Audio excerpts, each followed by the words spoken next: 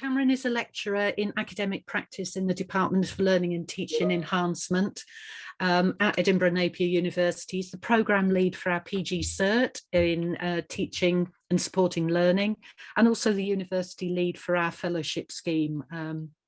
He's been working in higher education for over 10 years in a number of roles, actually. His research interests focus on higher education itself, its role, its purpose, its aim, and specifically concerned with the position and scope of criticality in higher education and students' development of this. Thank you, Cameron. Over to you. Thank you for staying on to this stage in the session, everybody. And so, as Fiona said, I'm Cameron Graham. I'm a lecturer in DLT at Edinburgh Napier. And my interests really do surround higher education, but most specifically the role and place of criticality, critical thinking within the academy. And so today, I really just want to talk about a couple of key things. Some is about Freire's, some of the key concepts in Freire's kind of seminal work of Pedagogy of the Press, but also I want to look at that in relation to another theorist, Ron Barnett, and also share the results of some recent research I've undertaken, where essentially I suggest that by enabling students, or by engaging students in contexts of difference, it enables their conscientizacao. And I'm trying my best at that pronunciation, and I'm sure there's other Freire enthusiasts who will be able to pick me up on that. But just to kind of re-emphasize then, I want to look at placing critical thinking within the current context of higher education. And as I say, in doing so, I want to discuss some of Freire's key concept and how this may be realised within contemporary higher education. And by doing so, or to try to elucidate that, I'll share findings from the research that I talk about in regard to master's students at 3 UK universities and their experiences of developing criticality. And in doing so, I want to highlight some of the convergences between the thoughts and vision of Freire and his suggestion for educational practice, as well as that of Ronald Barnett, which he shares these views, that's the kind of convergence of that most starkly within his seminal 1997 text, Higher Education, a Critical Business. I'm going to highlight within that the importance of dialogue for both of these theorists, and then also, as I say, highlight where dialogue appears within findings from my research with master's students. So again, just to make sure we're all on the same page and share our understanding. So conscientizacao, learning to perceive social, political and economic contradictions and to take action against the oppressive elements of reality.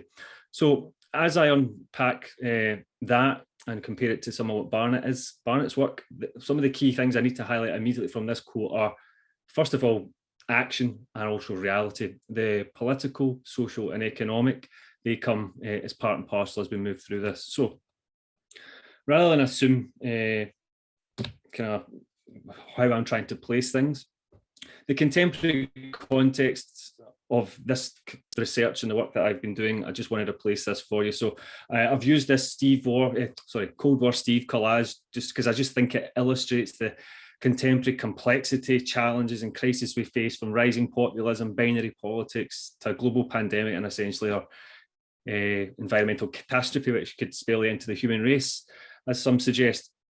But however, I contend that critical thinking is arguably, as it is conceived of presently within academy and institutional literature and promotional materials, reduced to an instrumental skill and a skill set that functions to conform and construct genuine critical thought and action.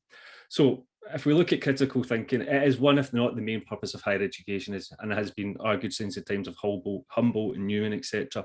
It's a ubiquitous, widely cited concept, yet its definition is almost all ubiquitously contested. Its development among students is largely assumed as a process of osmosis and is highly under-researched, given the focus on it and the rhetoric that surrounds it within the academy. As an attribute, skill and disposition within our graduates, I argue it's more important now than ever, given the complexity and the upheaval that we live within. And again, we need to prepare individuals to critically engage with our world. And again, not just be adept at critical evaluation of literary text, but to actually look at the wider picture, engage with the reality and actually act upon that. However, I contend, and I know there's been quite a little bit of discussion within the chat around the term of neoliberalism, but I'm using it for what it is in terms of describing a current state of late capitalism. So for me, neoliberalism has largely co-opted critical thinking within the academy, and it has done so for its own means to further its own ends. So that has resulted in an impotent, benign and anodyne form of criticality that work toward greater efficiencies and capitalization, i.e. they want competent operators, problem solvers. So bearing that in mind, one of my research participants tries to essentially encapsulate and echo this. So she stated, the world's going to be on fire and no one says anything about it. Now, this was from 2017, this quote, but the irony to me is that I remember a month or 6 weeks ago of seeing something I never thought I'd see in my life, a video of the ocean on fire. So if this quote doesn't kind of capture what's happening in the world just now, I really don't know what does. So more so, this frustrated student witnessing this super complex and uncertain world and exclaiming of the need for more critical thinking in our interview, she also highlights the specific need for critical action, not just the talking and the dialogue about it, but actually action as a result of this, rather than academic circles, possibly like we are now, discussing theories and approaches, but actually we need action within the world. So for me, this is further rationale for critical thinking, and one that calls for this greater focus on a disposition and call towards action. However, where are we? We're stuck in a time and a sector that bands around these terms: internationalization, skills, impact, belonging, employability, transferable skills, engagement, transformation. To me, they're terms, they're marketized. They reflect the present marketized focus of universities, that critical thinking is most likely to be harnessed in support to graduates engaging in employment, rather than acting upon the world. Rather, it's a truncated form of criticality practice that prepares students with critical competency and as effective operators, able to adapt to the contemporary workplace and its fluctuations, rather than the fluctuations and demands and challenges of our society, something Freire picks up on within his key text from 1970, so 51 years ago. And then bringing that back straight into the sector again, nearly all universities profess as to critical thinking being a kind of core attribute or graduate attribute, and something, a skill or ability that students studying with them will develop and possess upon graduation. And it permeates most institutions' lists of graduate attributes. However, this is a very particular view. For instance, the university of the day, the world of tomorrow, world changers welcome. For me, this is a very particular view of tomorrow, or the world. It's a world of work, and not the type of world that Freire spoke of when seeking to achieve liberation, emancipation, empowerment via education, but rather, as I suggest, this is something that suggests engendered conformity to the logic of the market. So then I move away from the contemporary concept and just go back to critical thinking's conceptualization. So there are a range of conceptual emphasis. So we start with Ennis as a very famous and well-cited definition of critical thinking as reflective and reasonable thinking that is focused on deciding to do what to do or believe to do. So that suggests a hint of action, but again, it's not in. There isn't a true call there. Burbles and Burke talk about, again, there's a focus here on formal logic and being more discerning and recognising faulty arguments, hasty generalisations, assertions lacking evidence, truth claims based on unreliable authority, and ambiguous or obscure concepts. Then we move more towards social practice and kind of critical theoretical approaches, such as Stephen Brookfield, who talks about speaking truth to power, where critical thinking is detecting and resisting ideological manipulations and laying bare the abuses of power. So this range of emphasis goes from the individual as a personal skill set to cognitive and epistemologically focused and engagement with knowledge, to more of a social practice, a form of citizenship and engagement with democracy, activism, and almost a way of being. But which of these is most operationalized in higher education? To what extent is this pursued? And to what extent do students engage and further develop critical thinking? So there are a range of themes. They essentially start with the critical thinking movement from the US, largely situated within philosophy of cognitive, a focus around argumentation and formal logic and formal knowledge. Then we move towards kind of more personal individual forms that focus on self-reflection, etc., to technical educational conceptions, which look at critical thinking as skills, for example, in regard to literature, looking at sources and evaluating them and creating or evaluating arguments. but largely located within the academy. Then we move even broader to those themes of critical thinking as social practice, as political engagement. So that broader engagement and consideration of our world and our reality and our engagement with that. So with critical thinking being a contested and unagreed concept among scholars and academics, if this is the case, as I'm suggesting it is, what hope do students possibly have to, first of all, get a coherent understanding of this, but more so to actually engage and develop in this manner if we don't have a clear conception of what it is and then share that with students? In breaking with much of the literature and the narrow instrumental focus on critical thinking within as engaging with formal knowledge or interrogating that, both Freire and Barnett ask, rather than what is critical thinking in terms of its constituent elements, what is critical thinking for? And that takes it, we broaden the argument and the discussion from there. At this point, I want to introduce you to Ron Barnett, who's, well, I think he's still an emeritus professor at UCL, I believe, but his core text, or my kind of a core text for my own work, is Higher Education, a Critical Business from 1997. And while there's been huge changes in terms of online learning, etc., and societal changes as well as in higher education, I would still argue that the text is highly relevant to our current situation. The core argument of Barnett's thesis is to displace critical thinking as a core concept of higher education with the more comprehensive concept that he builds within this work that he calls critical being. And that embraces critical thinking, critical action, critical self-reflection. I actually saw, Maria, on one of your slides, I think this was possibly miscited to somebody else. I can't remember the name of the author, but it was also with a B. But Barnett's work has been picked up even since 1997, it's so widely cited that you see it just about everywhere where there's an article on critical thinking that just moves that little bit beyond the kind of philosophical means.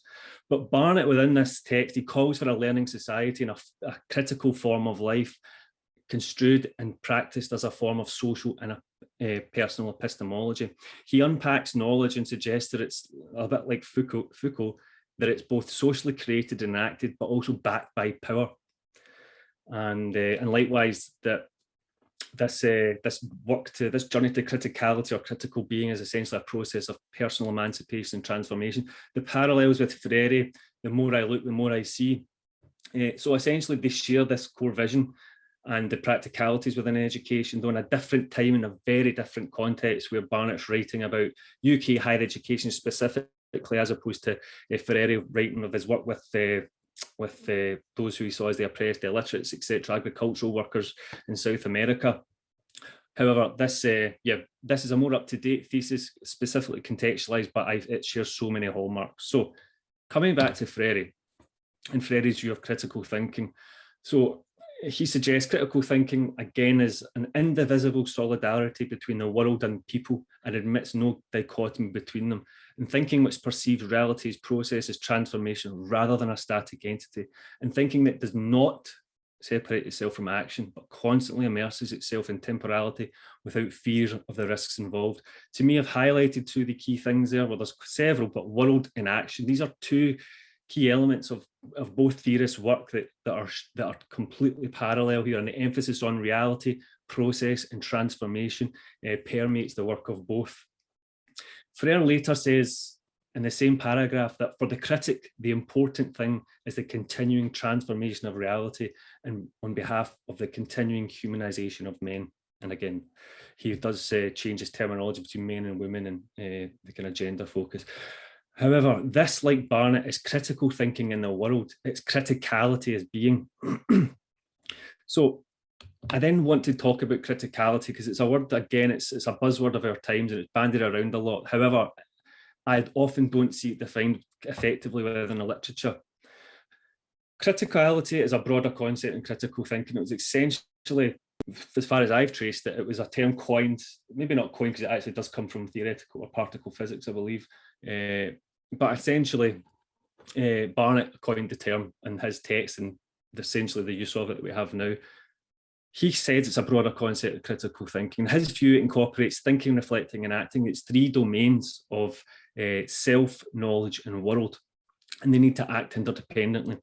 From this, the focus expands of critical thinking from the individuals and their skills and dispositions to think critically, to rather to place themselves within the world, see themselves as responsible citizens. And as I said, it places an effective emphasis on taking actions as a result of thinking, reflecting and deliberating, rather than this being a kind of philosophical endeavour with no outcome, no physical, tangible outcome. I've also just shared with you a graph from Davies 2015, which is it's also an extended and long article about a model of critical thinking in higher education. And from this, he charts various movements. I've mentioned the first one, critical thinking movement, largely from the US and philosophy. And then I've introduced criticality. I don't actually entirely agree with this graph of Davies, but however, it charts where criticality moves on from critical thinking and the social focus, and likewise the even broader focus of critical pedagogy, particularly in regards to resistance to oppression. Again, that call to action. So while actions are part of criticality, there's more of an activist thread within the critical pedagogy work that Davies is engaged with. Just in trying to pull these two authors together and their views, so Barnett, within his opening chapter, again, kind of reiterates his call that a higher education, specifically our current massified system, which takes critical thinking seriously, can become essentially can act as a formative agency in producing critical persons who are not subject to the world, but able to act autonomously and purposely within it. And then we see parallels in Freire's work that the conscientizacao is essentially learning to perceive social, political, and economic contradictions and to take action against the oppressive elements of reality. So again, reality and world in action. And more so, Freire also talks about the transformation from oppression to enable students to become beings for themselves rather than beings for others. And again, that's this link to agency and autonomy that Barnett also talks about, and again, able to act autonomously and purposely in it, rather than being subjects of others, they become, again, subjects for themselves and engage in a world. So there are similar views there, and I suppose it's that focus on action and engagement in the world and one's reality, and how we're encouraged to act upon that and transform it. And so we're extending the view of critical thinking far beyond the academy and for isolated acts of engagement with texts or theory, etc. So I just wanted to share with you a really powerful quote, because for me, Dunn here articulates what students I've interviewed called an antennae, or a way of being and living. So it's criticality thus conceived as in this sense of Freire's conscientizacao and Barnett's critical being is articulated here. So Dunn suggests it's not something that's switched on or engaged, much like you pick up a spanner to put a car wheel on, etc., and put it down, the job's done. Rather, it's as critical being, it's inexorably embedded in our everyday lives and experience, regardless of how mundane they may appear. It's a way of being and living. So this is coming very much from a theory, but now I'm going to take you in and introduce you to some of my, I'm going to let the participants from my research speak for themselves. So before I got to interviews, I surveyed 293 master's students covering 13 programs across 3 UK universities. And one of the questions in the survey was an open text, and it simply asked students, what does critical thinking mean to you? So I started off, well, there's a huge spectrum of conceptualization, but essentially from being a dissident and being able to evaluate both up and downside. So they're kind of very much about binary view, to far broader views like that seen by Barnett and Freire. Critical thinking as having the ability to think, to question, to challenge something, the courage to think differently. And Freire talks a lot about risk-taking, etc. And then moving on, questioning, analysing, critiquing the world around you. Again, that's very Barnetian and Freirean. So there's a huge gulf between these master's students. Again, all at SCQF level 11, all engaged in top master's programmes, all with undergraduate degrees, but very different views of critical thinking that's placed in the academy and in the world.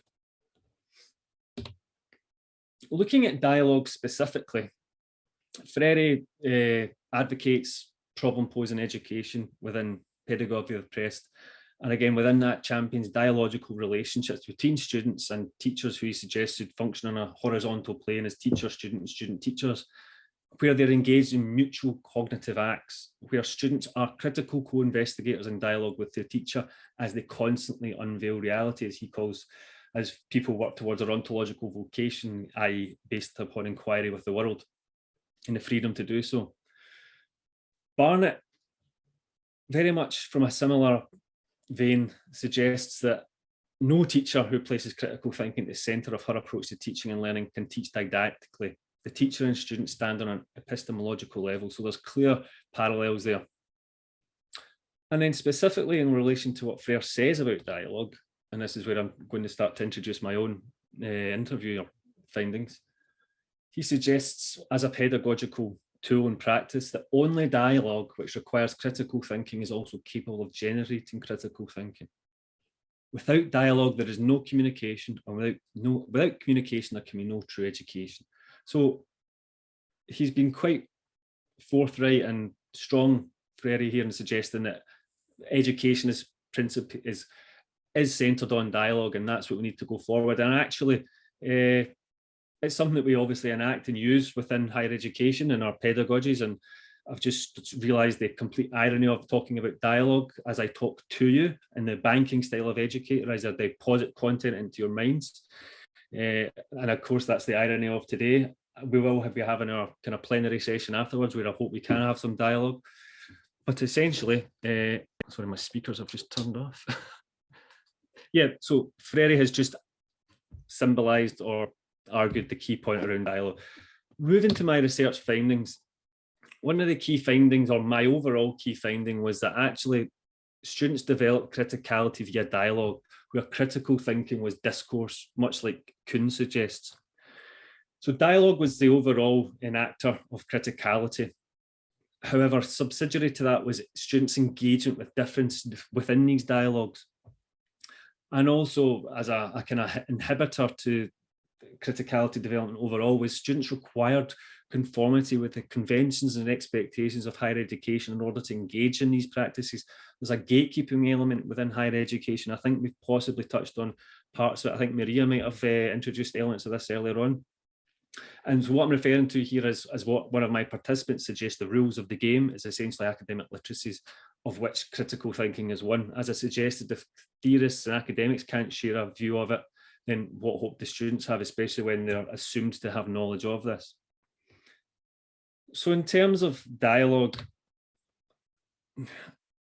the way I viewed this was, I saw this core element, this developmental element, as context of difference, where three constituent elements work together: dialogue, diversity, and differing perspectives. And the role of dialogue was seminal here. And the additional factor to that was an intercultural, international dimension. And it's essentially, it was the interplay of these three related elements, as illustrated in a diagram I'll show you in a minute, that provided the most favourable conditions for criticality development when these three elements intersect. And essentially these came from the words, literally the words and the accounts of students as they spoke about their engagement in critical thinking and in dialogue. So dialogue essentially was encapsulating formal dialogue or discussion that took place in class in the sense of seminars, tutorials, class debates, and organised group work. It was also informal. Students formed actually their own communities of practice to a certain degree, where they would meet in the library or cafes after classes to dissect what was said and or to plan their group work following this, and also in, for instance, tutorial tasks which were taken outside of the tutorial. In this sense, dialogue, as Nichols suggests, acted as internal feedback through comparison. Students comparing their own perspectives, values, and views with others, peers that is. And then diversity. So the international aspect of the cohorts that I interviewed brought as one respondent said, a massively broad perspective to things. So what I suggest is diversity is the background, the values, the views, the experiences, the beliefs of a diverse cohort, i.e. those from multiple nationalities, different ages, etc. And that was essentially reflected within my sample. So my questionnaire sample had 293 students that represented 40 nationalities. My interviewees, 18 of them represented 12 nationalities, and again covered various programs. Differing perspectives, it was the confrontation with difference in relation to theories, views, opinions, beliefs, experiences, and the challenging of one's perspectives by peers and or tutors that was another constitutive element of this context of difference that I described. And just to show you the model I suggested or alluded to. So I've got dialogue, diversity, and differing perspectives, and the united and evolving nature of each of these sub-themes when they interplay and interact with one another in a generative social phenomenon is where I say they are is facilitative of criticality development. It's the ideal conditions when these three elements coalesce, and it's that interactive, evolving tripartite relationship where the student effectively functions within the centre as they interact and engage with one another through dialogue. And it's at that point where the act in equivalence that I suggest criticality development is most likely to occur within the academic setting. So then coming back to the literature and dialogue, as Freire suggests, true dialogue cannot exist unless the dialoguers engage in critical thinking. At this point, I'm bringing in some of my participants, I should say, their views. So this female participant suggests it's not just what you read and what you think that it's right, but there are people who think differently, and then they can challenge your opinion and you can reshape it or something just to prove your initial opinion when it happens. But then you're not left alone to think and just have your opinion, but you have different, because everyone has a different background, different back knowledge. That pretty much helps you with understanding, because you can't understand like the thing, you can't go anywhere. So this is a second language, English is a second language speaker, so articulation of our point isn't perfect, but we get the gist of it. And I've highlighted some of the key terms about that. The dialogue allows them to think differently, to challenge one another's opinion, and to share the different backgrounds they have, and the knowledge and experiences that come with that. Thus, where true dialogue does take place and where differing perspectives are shared amongst a diverse group between one another, differing perspectives and diversity work within the dialogue to present difference or otherness, and they displace one from their comfort zone through engagement with difference. So moving on, another quote, and the same quote from Freire, but another illustration of this is another articulation of essentially how discussion or dialogue functioned within this master's and this experience for this student. So she's talked about the discussion right now being the interview, where you had the freedom to pursue what's interesting and drop what's not. And like what she says is in academic settings where she had that, you don't have to tread on eggshells, where you can sort of completely disagree with something without it being taken personally. Where you're in that space, you're not only talking about the ideas, but it feels like a tennis match, i.e. there's that back and forth, there's that exchange. And as she says, especially when you're talking to someone who's on the same page as you, or who is also thinking critically about it. So what we can see is true dialogue was taking place.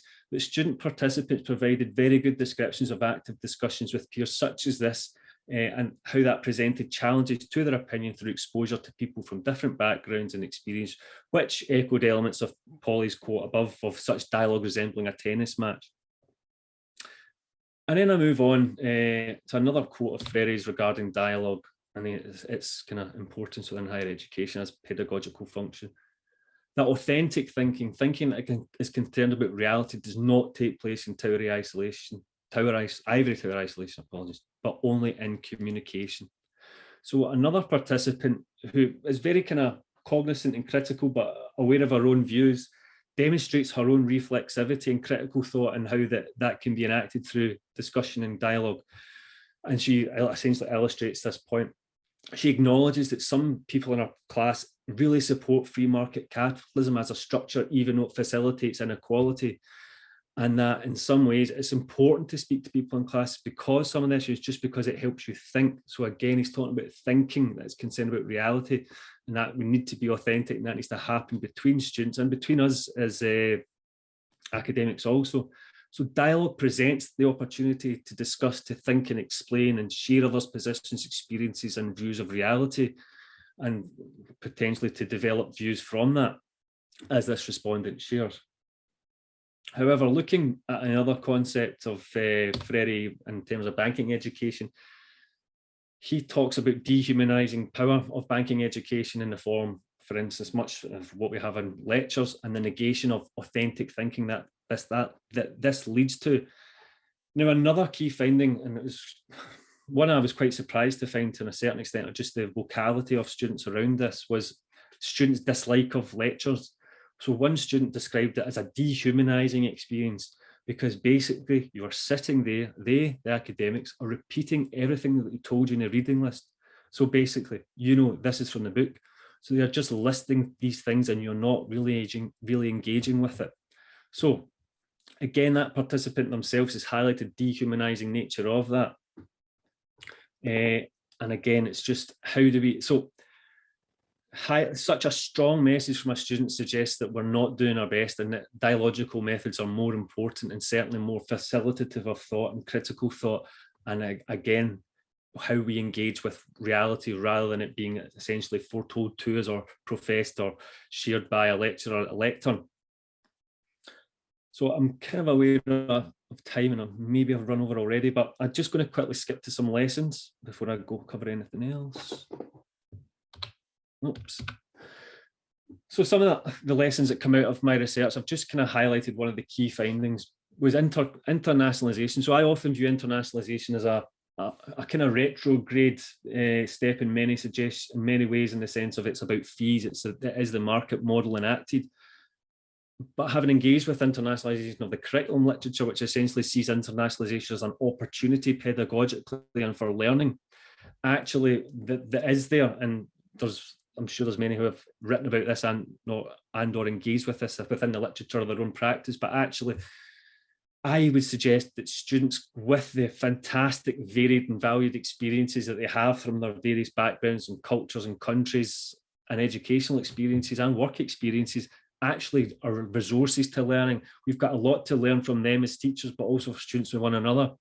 As one participant stated, I certainly feel I learned a little bit more from our classmates and from the books I read than from our lectures. Please don't tell anyone or everyone.